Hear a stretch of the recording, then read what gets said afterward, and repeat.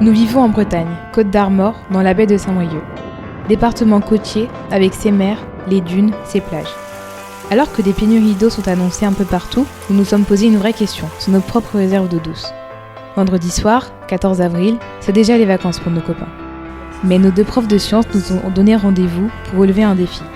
48 heures pour remonter notre rivière jusqu'à sa source. 48 heures pour comprendre son véritable rôle et les enjeux des réserves d'eau douce. À nous seuls de préparer ces 2 jours d'exploration. Il faut trouver des infos, étudier les cartes, les parcours, envisager les étapes, se déplacer, manger, dormir. Nous allons devoir faire des prélèvements, des mesures, des observations, également préparer le matériel, anticiper la météo, et c'est ici, ce soir, que notre belle aventure commence.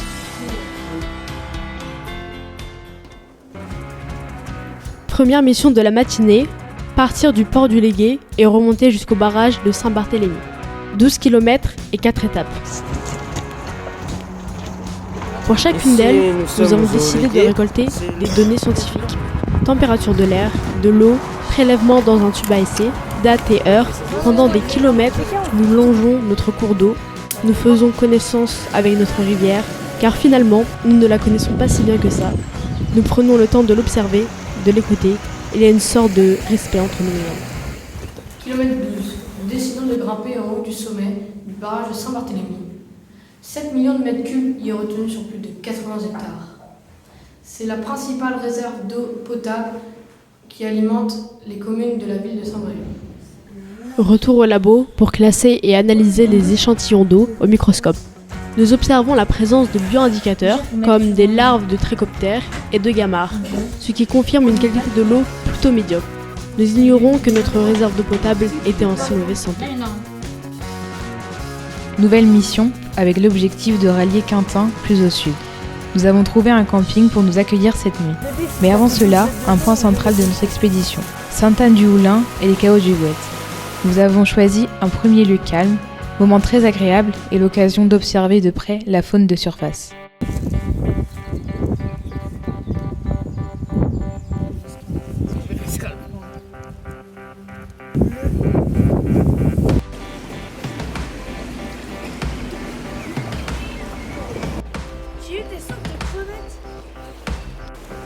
Nous arrivons dans les caots du Gouette, d'énormes blocs de granit.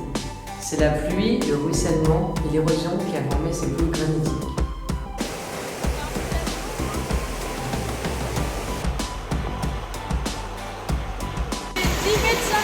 « 10 mètres 5 » Ok.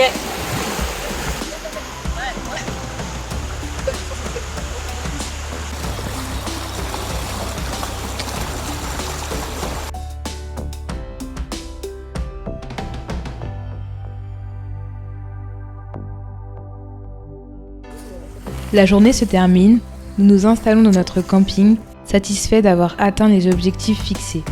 Ce soir, c'est soirée pizza, car Baptiste, notre météorologue, fête ses 14 ans. Merci de passer cette journée avec moi. Mes 14 ans seront inoubliables. Justement, il nous annonce qu'il va probablement geler cette nuit.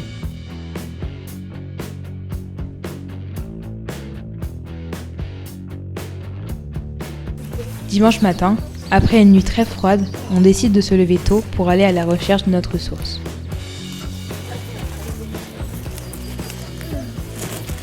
Le dimanche matin, on part, on ne sait pas trop où on va, mais on a confiance.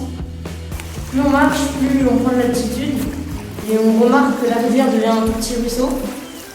Le bassin versant du Gouette, c'est 250 km², soit 25 000 terrains de foot. Cette source, nous sommes fiers de l'avoir trouvée.